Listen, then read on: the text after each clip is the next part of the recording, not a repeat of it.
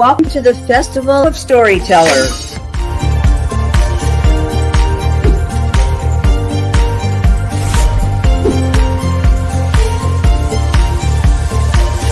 I thank everybody that's involved with this process because we know writers need readers and writers need publishers.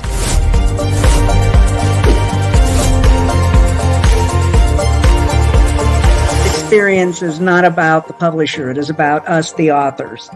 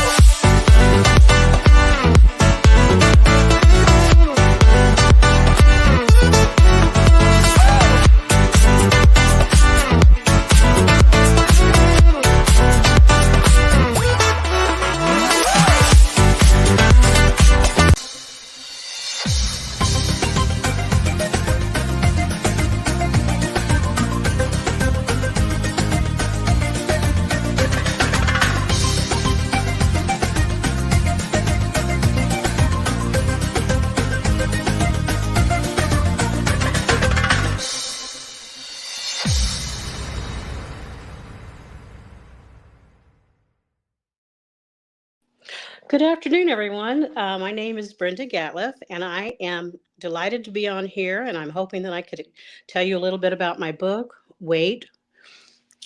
The reality is that we are never alone, and I just wanted to share a few things about the book, and also just let you know a couple of experiences I've had and things, and I look forward to this.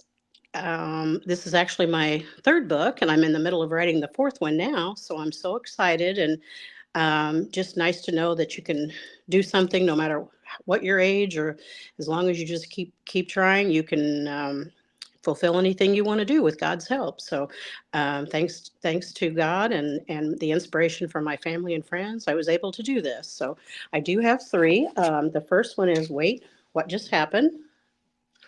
The second is the one I'm going to talk about today, which is The Reality Is We Are Never Alone. And the third one is kind of really different. It's called Wait, If You Can't Laugh at Yourself. You have to have a sense of humor and be able to laugh at yourself, or it just doesn't last, I guess. I don't know. But anyway, just want to tell you a few things about the book. In my experiences, I've really had a lot of things, good and bad, in my life, and I wouldn't trade my life, change my life for anything, because I've learned so much and met so many people, and it's just been an interesting journey. But I know that no matter what I've gone through, what's happened, I've always had God by my side, and I'm just never alone. So I appreciate that. And I do have a comment here from Bob Montgomery. Hi, Bob. He says, Wait, that's a great title for spirituality. Well, thank you. I appreciate that. Thanks, Bob. It's actually, it kind of has come along with just some ideas and just some things I've been through in life that it just kind of came to me as the title of the book. And also my son, I had talked about it before, like we've talked a lot about that, never being alone. And even though we have our family, which is very close, and friends, God's always with us. And he said, that might be a good title for your next book, that we are never alone. And so I decided to use it. So yeah, it's been very inspirational. So it's helped me a lot. And yeah, I have another comment here. Hi, Anna. This is from Anna C. Laird. Hi, Brenda. Love your book. Looks amazing. Well, thank you. Thanks for loving my book, and I hope you enjoy it. And like I say, it's not very long, but I think if you're like me, you really don't have time to read really long books. So a nice book. I've read so many books that are just maybe not real big, but have a lot to say. And I've learned a lot from different authors. So thank you. I appreciate that. I'm glad you like it. Thank you so much. And let's see. I just want to talk about a few different things that have happened. like I say, most of the inspiration is definitely spiritual, comes from God. And He knows that I'm a little out there and I'm a little weird. So I'm going to need something special to really get my attention sometimes. And so I just have the most amazing dreams and visions. And if I'm having a problem in life or a challenge or something's going on, I'll usually have a dream about it somehow. And I have to decode it and it'll be something that'll help me. And then I've been blessed with having different visions in my life where I actually, I don't know if it's angels, if it's loved ones, it's different people, mostly loved ones, though, will come through in my dreams and be able to um, guide me and help me and give me just inspiration. So that's a lot of what I've written on, and also angels. I've met a lot of angels along the way, and ever since I was young and a child, I've always known there were angels around. I always felt protected. Of course, I had a great family life. We didn't have a lot of money, but we had love and we had faith. So I had a great family, great parents, and they really always made me feel safe, always made me feel loved. And, I always felt like even when I went somewhere, if I was uncomfortable or, I don't know, anything, just doing something new or something different, I always felt like I had somebody with me. And I think those were angels. So one day at work, I was talking to this lady who she had been talking about angels, and I was very interested. And she said, "Well, I finally found out the name of my angel." And I said, "What?" I said, "How did you find out her name, or their name?" And she said, "You just ask her." She said, "You just get into a quiet place, a very calm, quiet place, relax, and just ask what her name is or what his name is."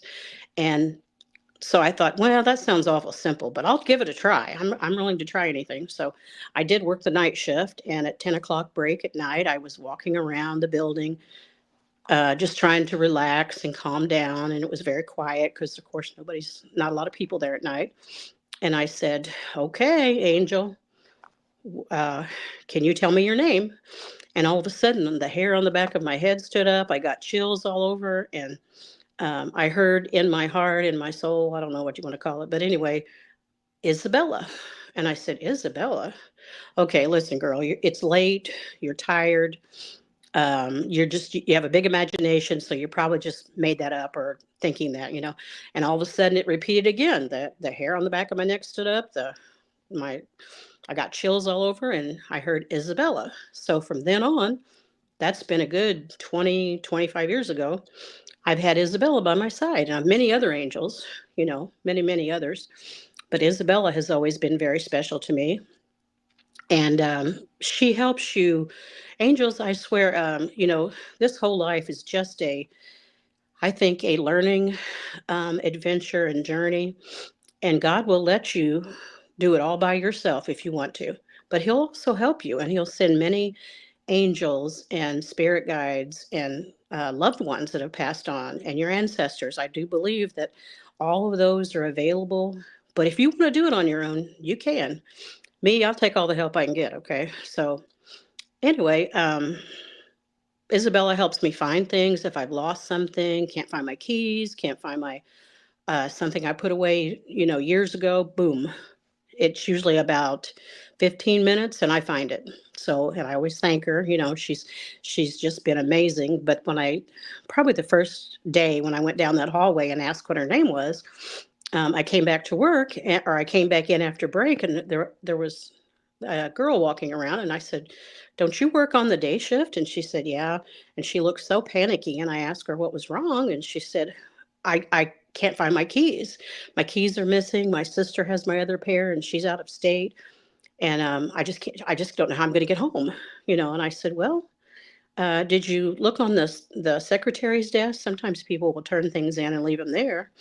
She said, "No." So she went on to look, and so I was found a quiet spot, and I said, "Isabella, please help this poor girl. That just has to be the worst feeling to know that you're sitting here, you've worked all day, you're tired, can't find your keys, So please help her find her keys." So we went back to her desk, and I said, "Well, let's look in your drawer." And she said, I did. I looked in my drawer, and I said, "Okay, so let's look again." And uh, I asked her if she looked in her purse, and she said, yeah, I dumped it out 3 times, tried to find those keys. And I said, well, could we try one more time? And she said, yeah. So she emptied her purse all over the desk. And sure enough, there they were in between a couple items at the bottom of her purse. And so she was able to go home. So of course I thanked my angel Isabella, and she's helped many of my friends and many more times for myself when I need something or need some help. Doesn't have to be lost things, a lot of things. And it's just amazing to have. You just never know who's there to help you. I mean, God's definitely there, and He talks to me all the time. But you have special angels that can help you, and it's just amazing. So, and I think I just missed the last comment. I'm so sorry, but thank you for asking about the journey. So I'm glad that it is of interest, and it's something that somebody might be interested in. So thank you very much. I appreciate that. I think sometimes I talk too much and then I don't see the comments. But anyway, Dina R. Schmitz. Hello. Hi, Dina. Do be touched by the divine must feel overwhelming. Oh my goodness. It really does. I mean, it's so overwhelming just to be touched by God. And you just never know. I mean, you just never know things you can't explain sometimes, like He just touches us and protects us, and He gives you ideas and thoughts. And um, not only are we not alone and we get help, I think we're here to help others as well.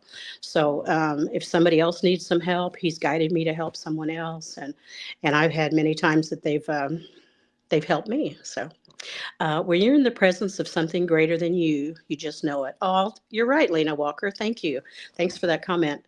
And you're right. When it's a different feeling. It's when you just know when that presence is around you, and it's just in your soul and in your heart, whole different world, different feeling. I don't think I could have gone through half the things in this life that I have without those experiences and without the divine guidance of God, always. So it's definitely an honor to be able to feel that. And Mary C. Martin, she said, I'm glad you talk with us about this. I've always been fascinated by the world we can't see. Oh, Mary, you're so right. Me too. Me too. As long as I can remember. I mean, I would always, even when I was little, I would notice things that maybe somebody else didn't notice, or I've always been fascinated with it, and I know this isn't it. This is just half the journey here on earth. And the other side is definitely something that I've been given visions and experienced a little bit with that. So you're so right. Thank you. And let's see, I have a note from Kenneth P. Lane, I'm sorry. Kenneth, thank you so much for your comment. God works in mysterious ways indeed. And I agree 100% that God is always with us, and He works in very mysterious ways. Sometimes you don't understand. I do remember one time when my daughter was very young. She's grown up now, but when she was about 3 or so, her and I had ventured out to the grocery store, and it was just a really the parking lot was a glass of ice, just ice all over the parking lot. And let's see, I'll get back to that. But I wanted to, Dear D. Maderos, do angels really divide themselves in tiers? You know what? I'm not real sure about that, about the tiers. I do know I've definitely seen different types and kinds of angels. So a lot of times I believe they take on the form of a person. And I know in the Bible it says, be careful. And my dad always told me that too. He said, be careful how you treat people. You might be treating angels unaware. So I do believe that some angels take on the form of people, and they'll cross your path and then they vanish, which is odd. That's just what I was going to talk about my daughter. But, and then there are some I think that are just simply there to help you and protect you, so thanks. Yeah, I agree. And Tracy R. Walls. Hi, Tracy. Oh, thank you, Tracy. She said, I love your book. Thank you so much. I appreciate that. That means an awful lot. Thank you. And the time I was at the grocery store, my daughter and I went in, and I probably shouldn't even have been out because it was extremely bad weather, but we went anyway. and I'm riding the grocery cart around the store, and I noticed this elderly lady and then a little bit younger lady, who turns out it was her daughter-in-law, and she wasn't being very nice to her mother-in-law, but she said every time I went around, and you're right, Brenda B. Shaw. Hey, another Brenda. Hi, Brenda. Angels are how God works with the world, and I believe that. I believe the angels interact with us and works with this world. At least this one did in the Marsh grocery store, I'll tell you. But this lady, they kept every time that I would pass them, she would be, yelling at her, or just being derogatory, and really hurt my feelings, because I'm like, that's not how you treat your mother-in-law.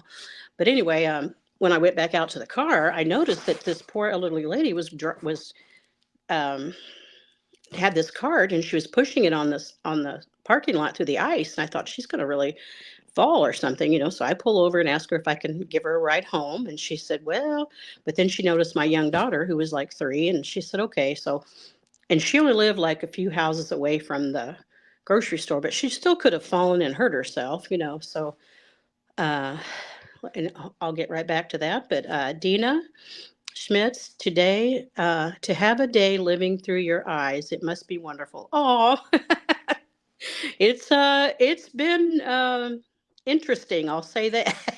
I wouldn't trade it for anything. I wouldn't. I appreciate the good and the bad. So you're right. You're right. Thank you. But I took her home and unloaded her groceries, brought them into her kitchen, and this was a complete stranger. But I heard the little voice in my head from God say, there's that same lady out there, you better help her. And I'm like, take her. And he said, take her home. And okay, Lord, I'll take her home. So I took her home, and we carried her groceries in. She had a Christmas tree up, had a really packed house, lots of stuff around, and Anita R. Harrison. Hi, Anita. Has been in touch with these experiences ever caused you some distress? Because I imagine if that happened to me, I would be in so much distress. Oh, Anita, it is, because I think, but more than distress, it kind of goes around in a circle, and it always comes back to a solution, or a wonderful lesson. So even though it might be a little distressing to have these experiences, when I don't have them, I wonder where they're all at. So a little distress now and then, but guess what? We're going to have good and bad days. We're going to have distress anyway. So to have it come out to a life lesson or something like that, it's worth it to me, for sure. So back to the lady that we took her groceries. She gave my daughter a little doll, and we talked and talked, and I was there like 2 hours. We finally got home, and of course, being bad weather, my husband was like, where have you been?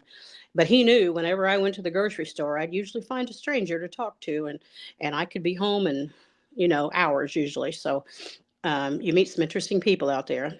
So anyway, that was on a Saturday. So the next Saturday, weather was better, and I went back to the March grocery store, and I said, maybe I should stop by her house first, just to see if she would like a ride to the grocery, and I can help her um, with her groceries.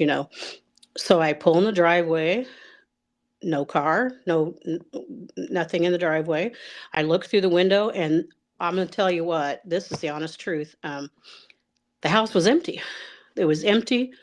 There wasn't a single thing in that house, and it looked like no one had lived there for years. And I was just like, flabbergasted. What just happened? What just happened? And you know, uh, I just couldn't explain. And I never saw her again. So in my mind, I don't think she was actually. I think she was actually an angel. And that was kind of a little test for me to see if I would help my fellow person, you know what I mean? And sure enough, but I've never forgotten her. And I know we experienced her visit, but yet she wasn't there. So I don't know. Anyway, Anna C. Laird. Hi, Anna. She says, hi, Brenda. The atmospheric settings you created make me feel like I was right there alongside the characters. Oh, thank you. It wins. Let's see. Well, thank you so much. I appreciate that. And that's one of the main reasons I wanted to write, because I wanted to be able to share these experiences. And if it can help somebody else, then that's what it's all about. And Dina, hi, Dina. Hello again. Do angels have a language? I've always thought that maybe they don't, because they speak directly to our minds and such. You know, um, they might have a language, but I've always experienced just very clear words, messages. Every time I've ever um, interacted, it seems like they've always been a lot of them. As I said, kind of come through in other people, so they look like regular people, but and act like and talk like regular people. So I've never really heard a language. I do get a lot of different. I don't know what you call it. I call it signs or different things that happen, maybe music or something like that.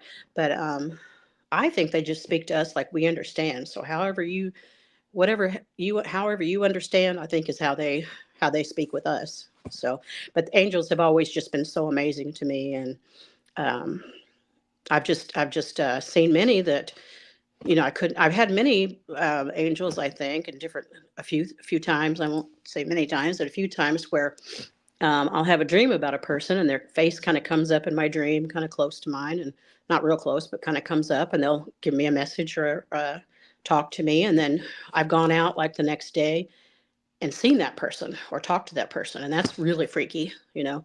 But I think they're just reassuring us that again, we're never alone. So no matter how bad things get, you might be down, you might lose loved ones, which that's so hard. And I've done that. And that's probably the worst thing in life is to lose a loved one, I think, that I've experienced anyway. And, if it wasn't for friends and family, and especially God and my dreams and visions and angels, I don't think I would be able to get back up the next day and do anything because that's to me that losing someone's just been the hardest thing ever.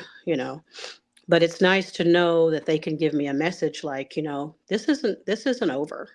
They're your person's there. They're on the other side, and you'll see them again. So, Barbara D. Burnett. Hi, Barbara. Hi, Brenda.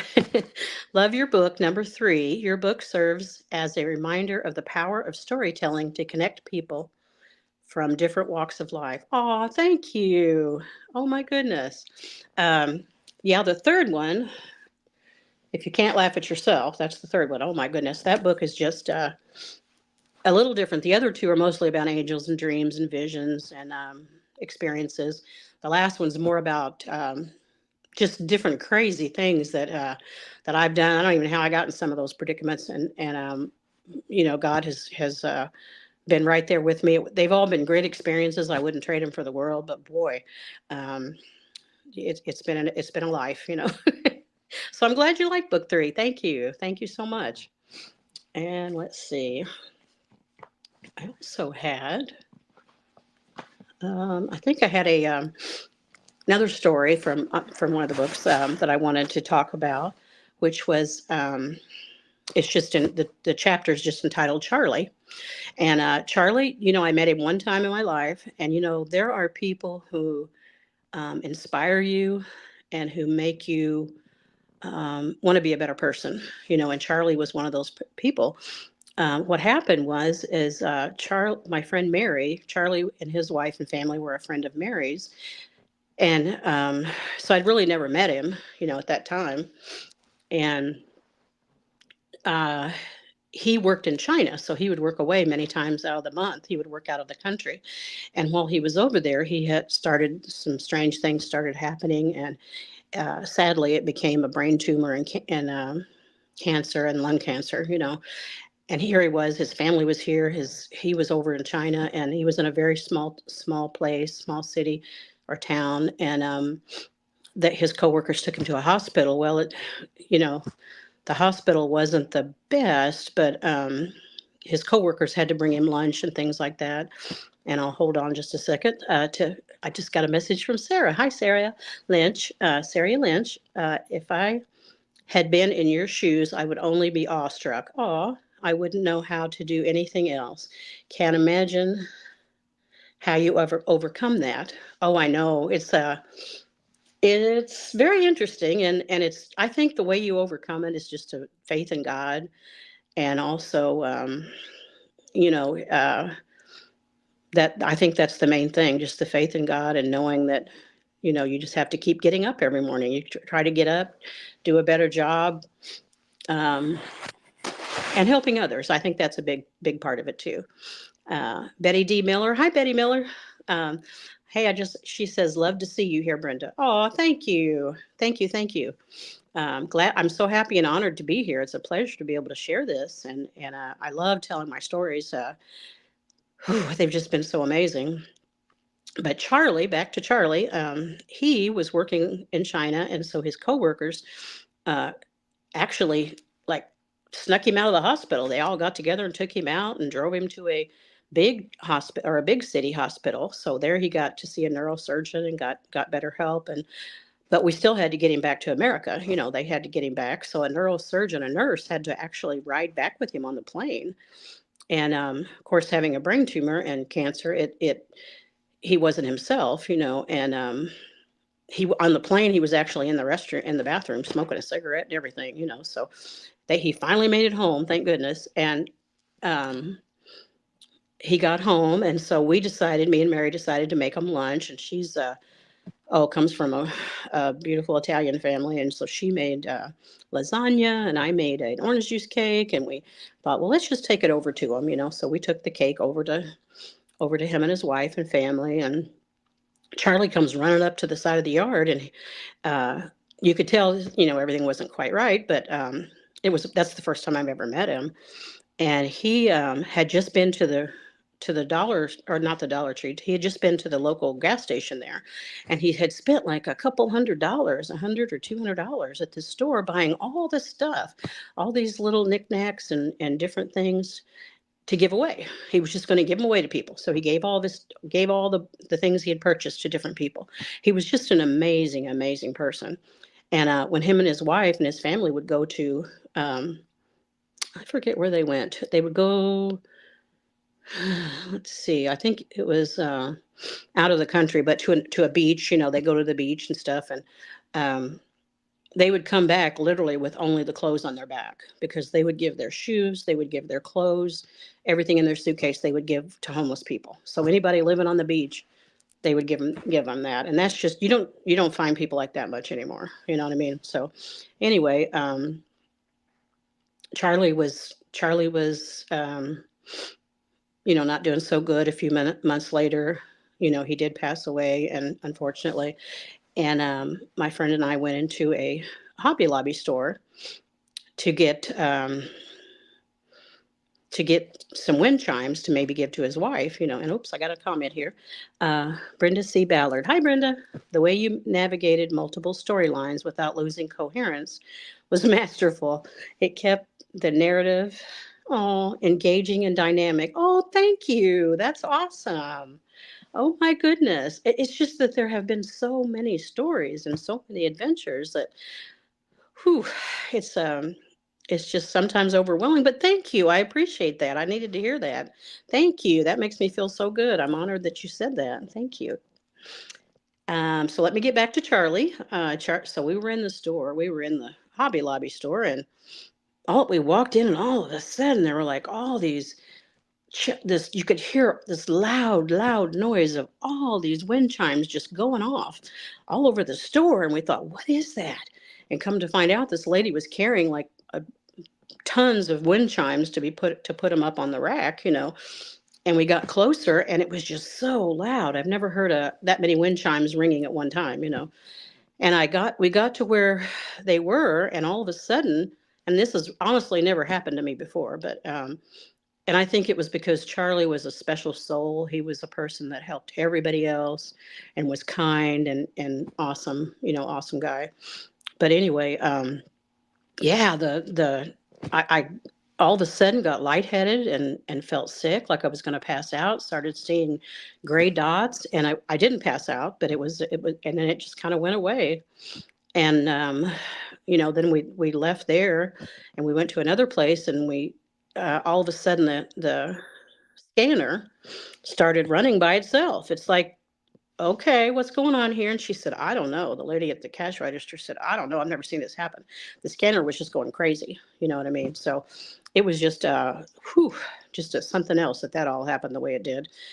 And anyway, and then of course we saw like just the most beautiful sky, like that might have been a little before that time, but the sky was like just a beautiful, with the clouds and there was just a small hole or uh, entering, like telling us that he was going to be passing away. So anyway, yeah, it's been a journey, I tell you. And I have Riley Miller. Hi, Riley. Hi, Brenda. You are a wonderful storyteller, brilliant voice. I can't wait to go read more from you. Oh, thank you. Thank you so much, Riley. I appreciate that. Thank you. I love telling stories. Love, especially, true things that have happened or just who sharing those are the best. So thank you. I totally appreciate that. And I think I might have gone over my time here. I do apologize, and I'm very sorry for that. But thank you all for letting me share with you and tell you a few of my adventures and stories. And I hope you enjoy the book that we are really never alone, because you know what, we really are not. So I do thank you very much, and thank you for all the comments, and thank you, Readers Magnet. You've been wonderful, wonderful people to work with, and I just love my experience with Readers Magnet. So thank you all. Oops, I have one more. James Lynch Jacks, what are you overarching, wait, what are you over arching themes in your book? What are you? Um, I think just mainly experiences and life lessons, I would say, for the most part. I think that's what I'm trying to do, is just to, I've had so many things happen, and they're sometimes very unexplainable. You can't explain what happened. It just did. And then, but they're always a good feeling in your soul and in your heart. So I think just the experiences that I've had. So, all right. Well, I think my time's up, so I probably should let somebody else speak. And thank you all for your kind attention. And I'll say goodbye for now, and you all have a great day. Thank you. Bye bye.